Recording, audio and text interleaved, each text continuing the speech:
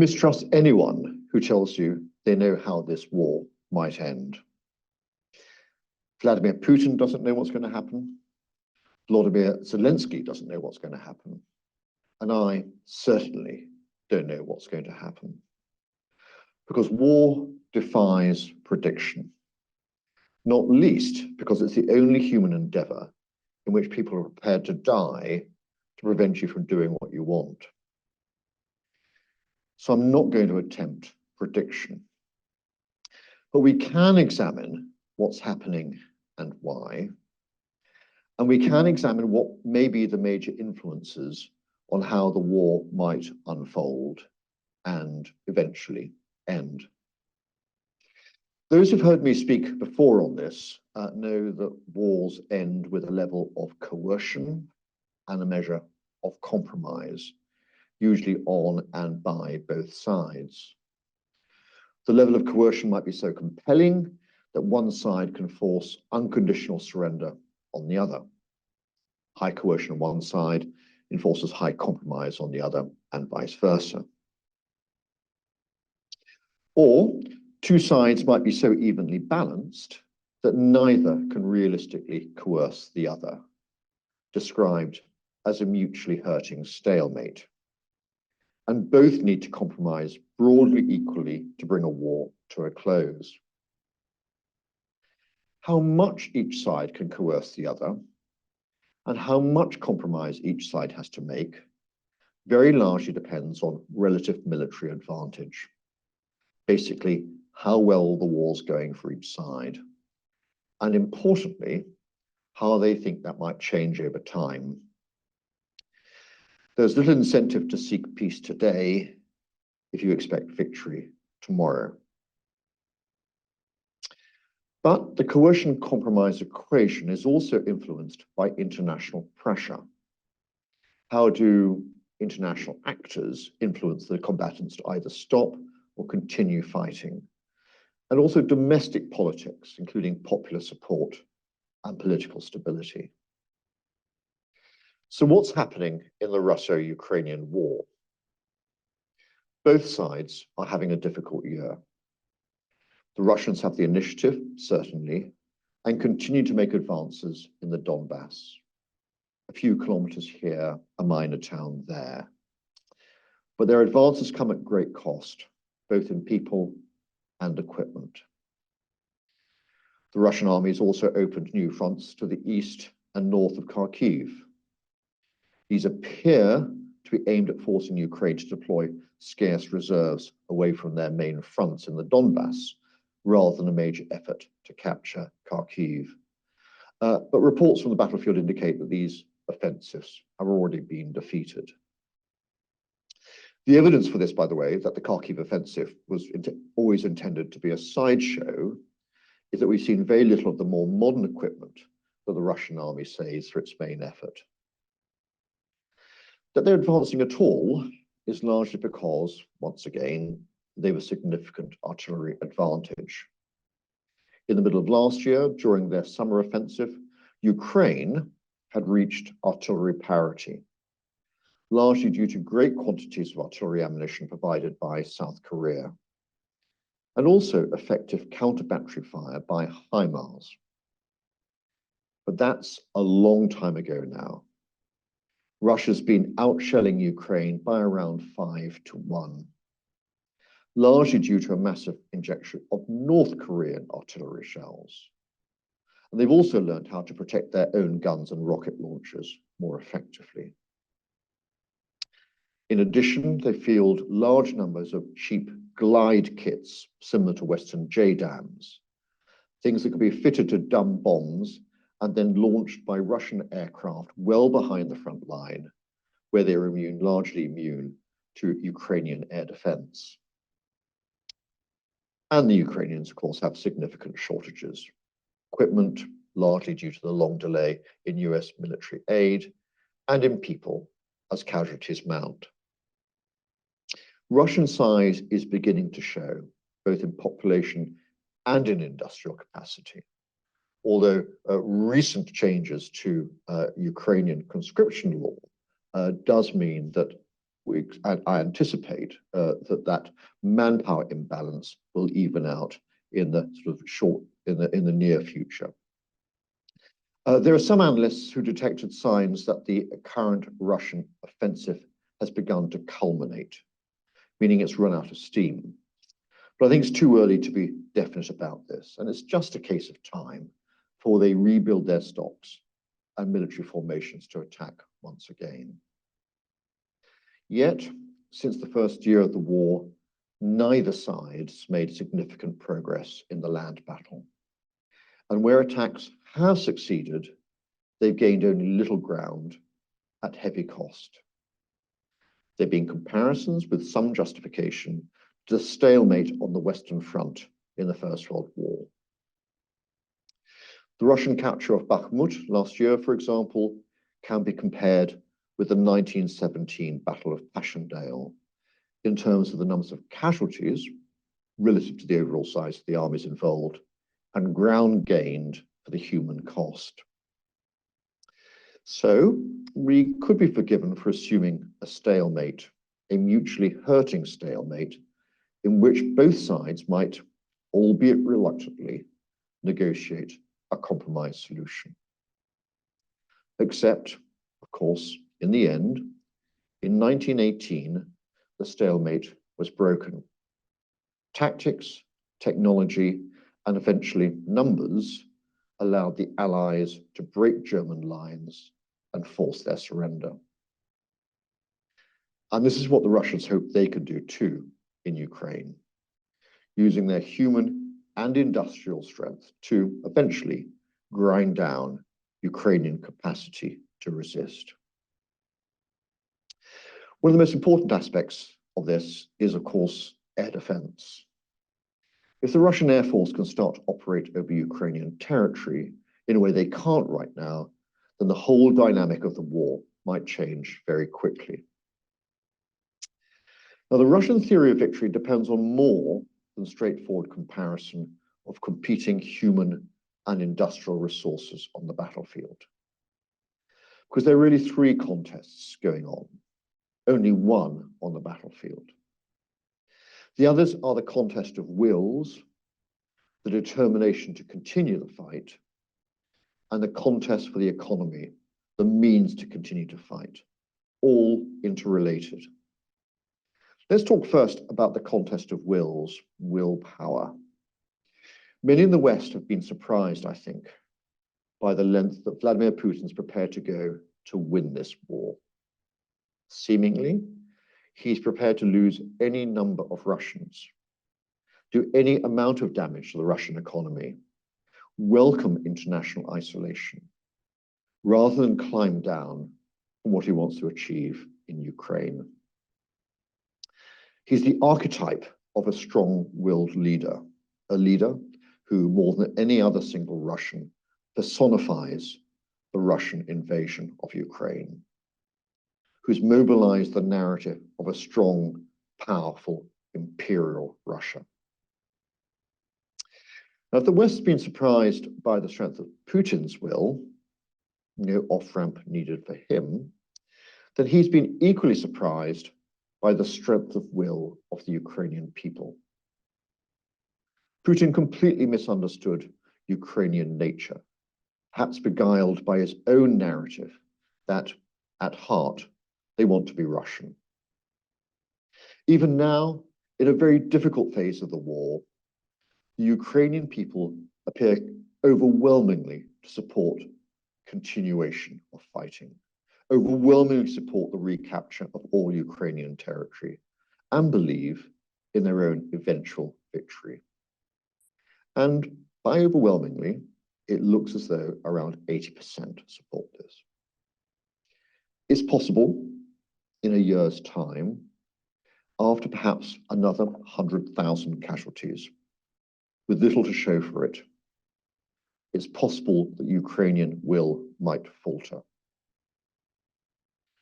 What I don't think is going to break the Ukrainian people, though, is attacks against their power or water infrastructure, enabled, of course, by lack of air defense systems from the West.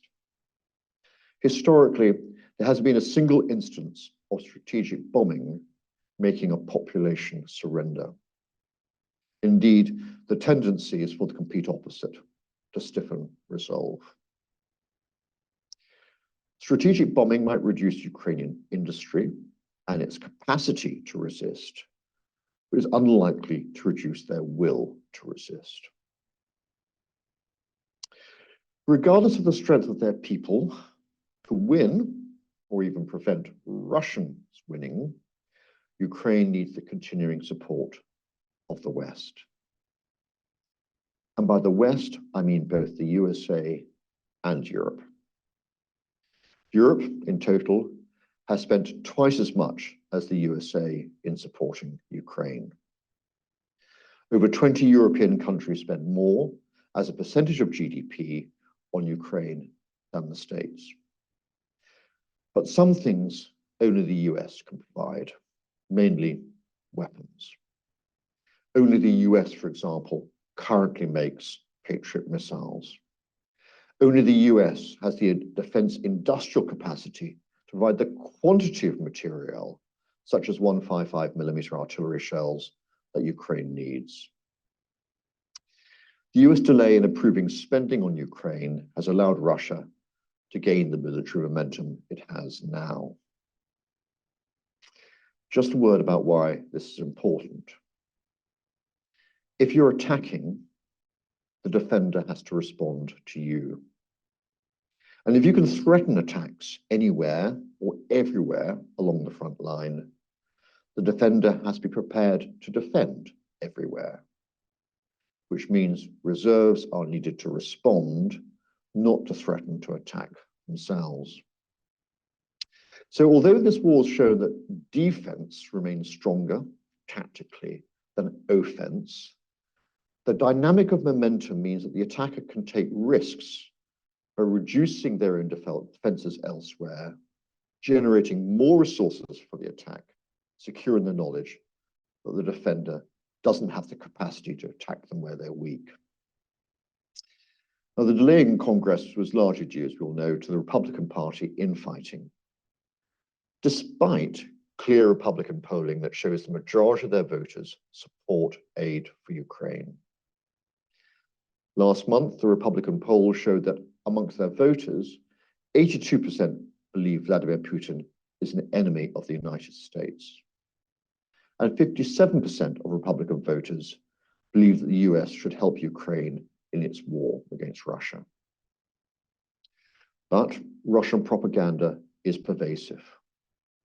Just before that vital Congress vote, for example, Republican Congresswoman Marjorie Taylor Greene, a strong Trump supporter, said, and I quote, "It's anti-Semitic to make Israeli aid contingent on funding Ukrainian Nazis." A word-for-word parroting of Kremlin propaganda. And she's not alone in Congress in doing this. The contest for Western willpower is being fought daily, largely in Western social media, trying to sway largely American public opinion, with messaging that promotes the idea that Ukrainian military victory is impossible and negotiated peace inevitable. Russian trolls are hugely active across all social media platforms, partly pushing Kremlin narratives, partly sowing discord. If on X, used to be Twitter, you see a user claiming to be an attractive 23-year-old Texan female who says she's a Putin fan, and there are a lot of them apparently, then it's almost certainly a 23-year-old Russian male soldier operating out of the troll factory in St. Petersburg. My own personal favorite troll was in the comment section of one of my earlier talks on the AIIA YouTube channel, which said bullshit doesn't sound any better with an Australian accent. Now, under the Kremlin narrative, giving weapons to Ukraine only prolongs the war, prolongs Ukrainian suffering. The narrative continues that the West will do Ukraine a favor by stopping the weapons and instead force it to give land and people to Russia. Putin's on record as saying that without American support, the Ukrainians wouldn't last a month. This is his theory of victory. Trump win in November, immediate withdrawal of all US support, including essential intelligence, and then he can defeat Ukraine by mid-2025. Personally, even if all Putin's assumptions do come true, I don't think it'll be that easy, even without American weapons. Putin continues to ignore the Ukrainian people, whose determination will prevent any easy victory, even without modern weaponry or US intelligence feeds. The Ukrainians, on the other hand, strive to maintain Western interest in the war, reminding them that Russian expansionism might end up on their borders too. And all liberal democracies should want Ukraine to win. But to do that, they need to undermine the Russian narrative that Ukrainian victory is impossible. And that means Ukraine needs to show success on the battlefield to keep Western faith in the possibility of eventual victory. It's noticeable that the current wobble in Western willpower started with the defeat of last year's Ukraine summer offensive. And the numbers do appear to be stacked against Ukraine, as we've seen. Russia's more resources, manpower, and materiel. Without Western support, Ukraine cannot win. On the other side, there's been much in the international media on the support Russia's receiving from Iran, North Korea, and most recently, China. 2 weeks ago, we heard the first reports that China has started exporting some military equipment or munitions to Russia. We don't yet know what or how much. But the fact it's taken over 2 years for this to happen shows that Chinese support for Russia's war in Ukraine is lukewarm at best. Yes, China is prepared to import highly discounted Russian oil, and yes, it's prepared to export goods to Russia at inflated prices. But this falls far short of outright support of Russia in this war, compared to the way that most of the West supports Ukraine. Note that in the discussion on willpower so far, I haven't mentioned the will of the Russian people. Only on the Russian side, the will of Vladimir Putin. In an autocracy like Russia, where authority is maintained by force, it's easy to assume that people don't matter very much. Certainly looks that way on the surface, the way the Russian army sacrifices huge numbers of people on the battlefield for relatively minor gains. That's probably not how it really is behind the facade for the regime. Maintaining public support does seem to be important, and seemingly it's working. Although polling in Russia can't really be trusted, it does appear that most people support the Kremlin, or at least give it the benefit of the doubt. However, some evidence suggests this support is conditional on war not touching them. During the late 2022 mobilization, public support dropped in a way that hasn't at any other time in this war. And that's probably the main reason we've not seen another Russian mobilization since, despite many in the military advising it's going to be necessary if they want to win. To be fair, Russia seems to, at least temporarily, overcome the manpower problem largely by voluntary recruitment, especially from poorer regions where army salaries are attractive. They recruit around 1,000 men each day, keeping a little ahead of the casualty level in Ukraine and building new units as well. That doesn't mean, however, that the Russian population is immune to casualties. Soviet withdrawal from Afghanistan was largely driven by pressure from wives and mothers of servicemen. But the situation is different today. The regimes are different. Gorbachev then, Putin now. Putin personally invested in Ukraine, Gorbachev not at all in Afghanistan. So, although war weariness may yet come to Russia, influenced by casualties, it's unlikely by itself to worry Vladimir Putin. But it may contribute to a circumstance of factors that might worry him. One of these is the economy. This is the third of the contests that are ongoing after the battlefield and willpower. Again, on the face of it, the Russian economy looks strong. And defying those analysts, including me, who thought early in the war that sanctions would break the back of the Russian economy. Kremlin supporters, and there seem to be many in the West, point to growth in Russian GDP, stabilization of the ruble, lowering of unemployment. That Russia's found alternative markets for its oil and found ways to bypass sanctions using grey fleet shipping. Recently, the Carnegie Foundation issued a report on the Russian economy, highlighting the surprising strength of the economy is partially because of sanctions, because Russia is now isolated from any shocks to the global financial system. But there are disadvantages to shifting to a wartime economy. War production has few knock-on economic benefits. Much of Russia's industrial output now explodes in Ukraine rather than driving further growth. The ruble is only stable due to high interest rates, which of course fuel inflation.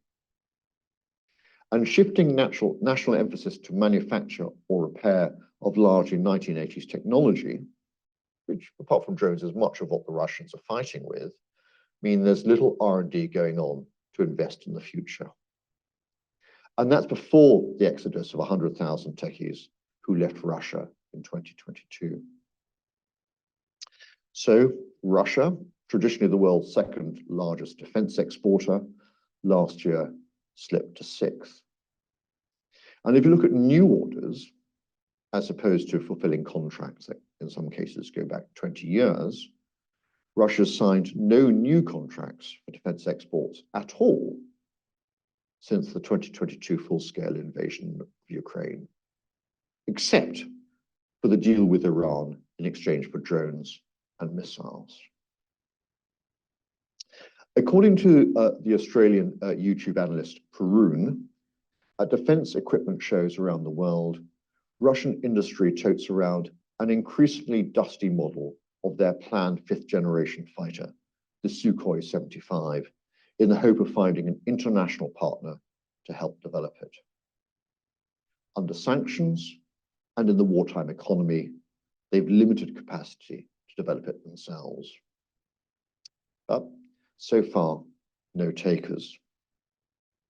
Yet, in the US, the fifth-generation F-22 Raptor entered service in 2005.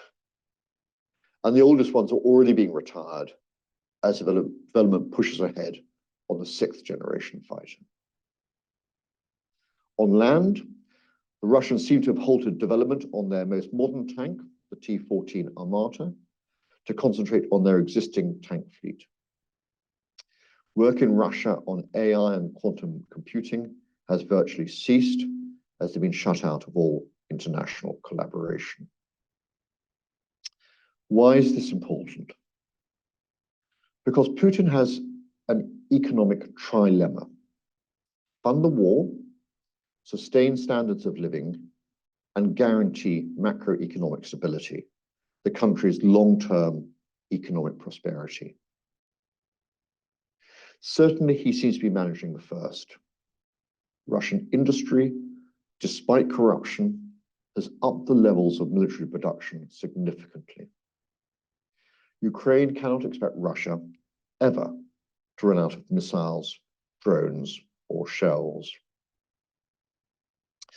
The Kremlin's economic plans, as published, indicate they intend to cut military spending significantly in 2025, seemingly banking on victory in Ukraine next year so they can mend the long-term damage to the economy before it's irreversible. If all Putin's assumptions about Ukrainian collapse come good, that may be possible. It does seem unlikely. So let's talk briefly about the impact of all of this on ordinary Russians and their standard of living. Most domestic goods in Russia are imported, from cars to washing machines to clothes. Import substitution, the effort to manufacture such goods in Russia, has failed largely because factories are making weapons. So Russia still needs to import a very significant level of domestic goods. This is where high inflation, a weak ruble, and a shortage of foreign currency will make it increasingly difficult for ordinary Russians to afford foreign goods, even if they now come from China or India rather than Europe. We're beginning to see on the social media platform Telegram, Russian soldiers concerned that the cash they've earned from enlisting is worth less because of inflation.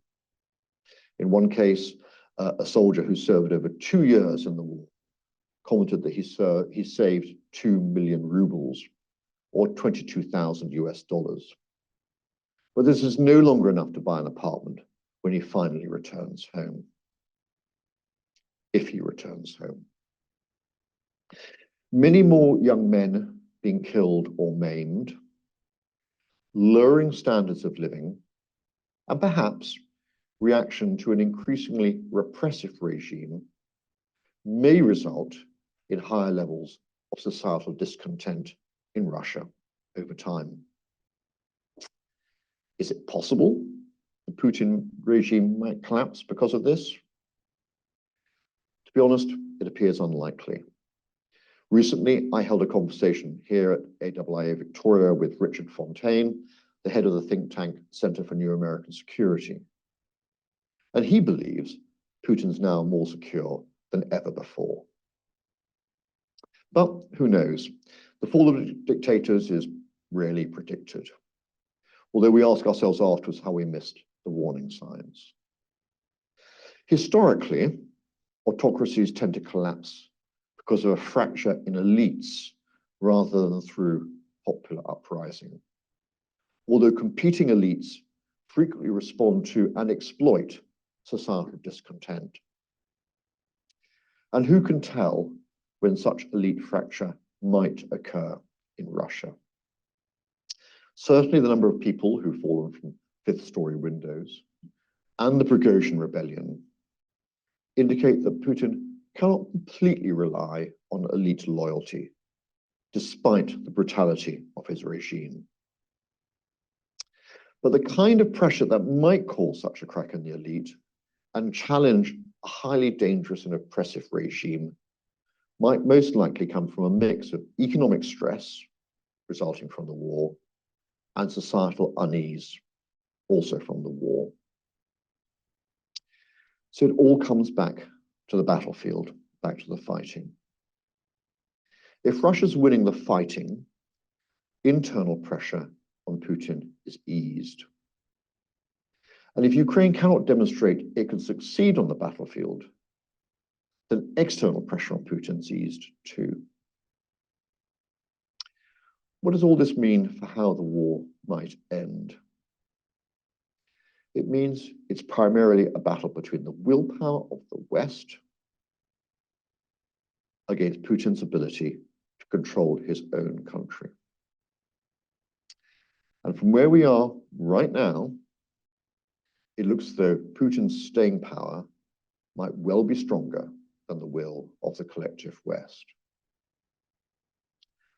But if the West continues to support Ukraine militarily and economically over the next 2, 3, 4 years, then Russia cannot win. The pressure then returns onto Putin, economically and socially. The kind of pressure that might result in regime collapse in time.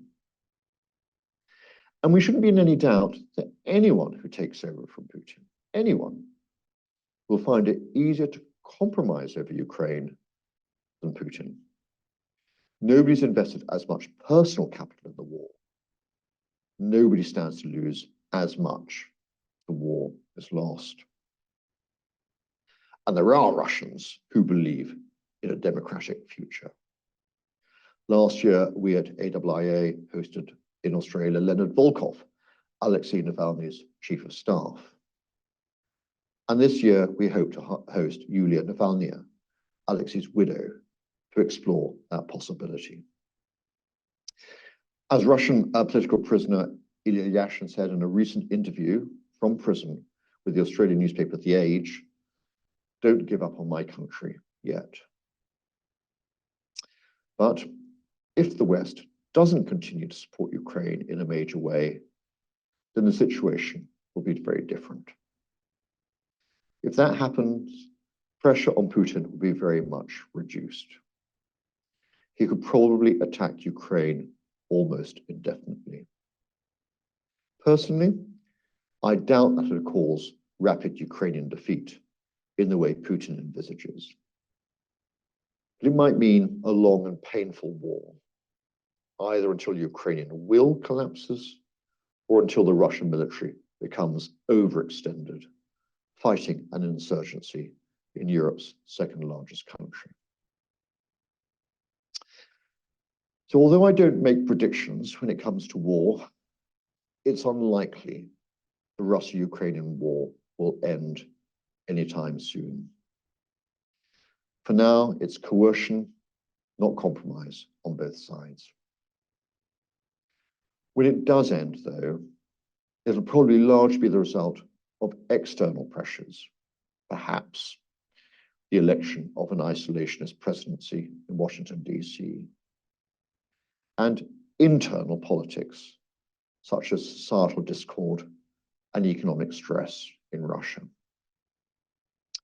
But both external and internal, both are heavily influenced by what happens on the battlefield. In the end, sadly, it all comes down to the fighting. Ladies and gentlemen, thank you.